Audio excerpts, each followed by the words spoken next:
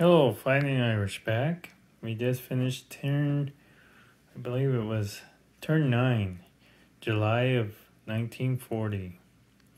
Here's the tech. America still has 3 on stage 4. Germany has 2. The British and the Russians have 1.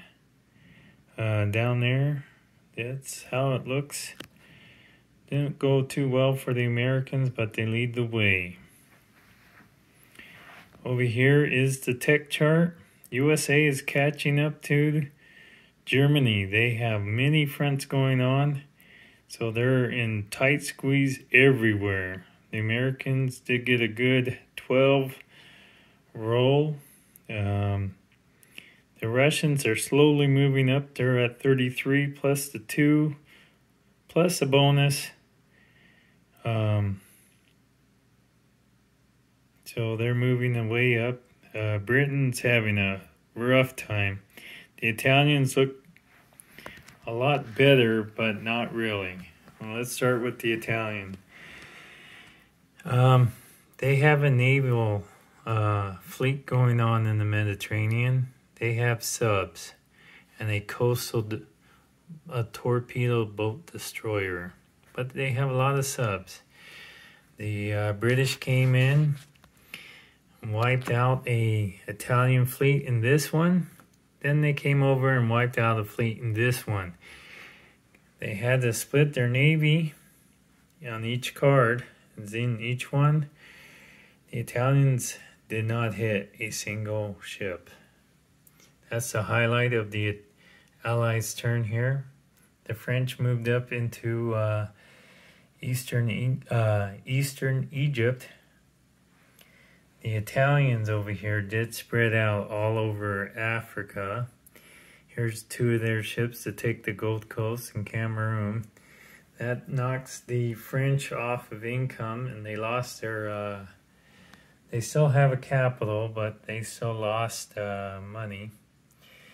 The British took out a sub out here. They lost lots of money in convoying, but that was made up. All of France is defended by a single light tank plus the Vichy. Germany is bulking up, and they keep fighting over northern England. They came back, the Germans came back and took it, and then the British came up, took it, swiped it again from them. They're going back and forth. The Nazis are coming back in Norway slowly down. Again, the 3 Russian subs took the Swedish money from them. And they did not get it back. Big turn for the Axis. Germany did come in and sweep in and take Romania. It was a big conflict, and the Russians rolled really, really poorly. Russians bought up a huge army again, 3 more tanks, 3 mech, and a bunch of guys up there in Leningrad for some counterattack. Hopefully coming soon, hopefully for them. If not, they're looking pretty at the border. Germany went north into Lithuania. Other than that, they're fighting over pretty much just border. The Italians has emptied out Rome and their country, except for militia. They sent 2 guys to the front lines up here in whatever Poland territory that is. They have a nice navy though. I'm just kidding. They have a bunch of subs that couldn't be hit because there was no planes. The British couldn't get them. They only had the tactical out there. Over here, the British bought some more guys and more tanks. And their plane had to go out there in Ottawa because they ran out of room because they didn't own that miner. Over here on this side of the world, Japan has taken control of China pretty well. They're squashing CCP. CCP has just been rolling really bad. So the KMT came up with their huge army. They have 22 infantry in Shantung and Hunan and a couple other territories, but that's the strong point. That is the biggest defense. CCP came down and took Anatonka, but Japan came back and they have an artillery that's sitting there with a fighter, came in there and killed 4 CCP, but they went in there with 8, lost all but the 1. We have a bunch of ships here that the destroyers kept on loading to deploy Marines and such.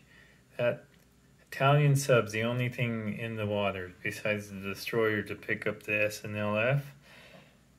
Down here at Anzac, all they did is build a fighter. The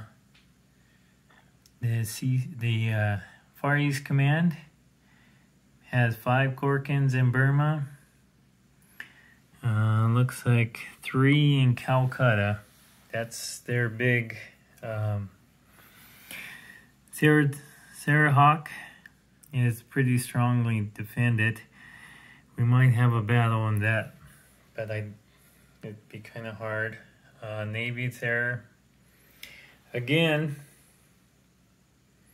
the Americans gave the Russians $16 in land lease, $10 for the British, and first time ever buying a heavy bomber because that's their tech world. So therefore, they saved $1 and that's all they pretty much did.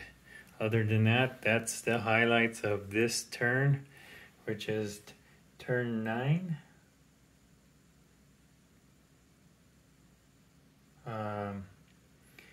What is it, July of 1940? That's about it. All right, thank you.